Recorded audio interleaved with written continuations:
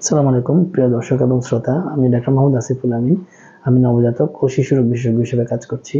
আমি আছি আপনাদের সাথে একটি বিষয় নিয়ে আলাপ করার জন্য। আজকে আমরা যে বিষয় নিয়ে আলাপ করব সেই বিষয়টি হচ্ছে যে বাচ্চার ডায়রিয়া হলে বাচ্চাকে আপনি কি খাবার দেবেন।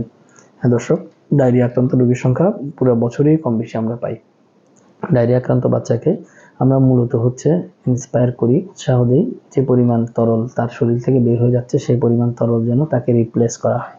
সেই জন্য বারবার তাকে ঘন ঘন ওট স্যালাইন খাওয়ানো, তাকে ডাবের পানি খাওয়ানো, তাকে হচ্ছে তরল জাতীয় খাবার খাওয়ানো এবং তাকে হচ্ছে বারবার পানি খাওয়ানো, এই বিষয়গুলোতে আমরা উৎসাহ করে থাকি।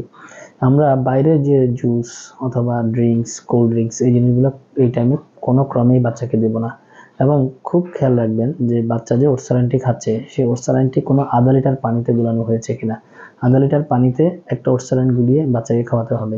পাশাপাশি আপনি ঘরে যে স্বাভাবিক খাবার বাচ্চাকে দেন সেই খাবারটা খাবে।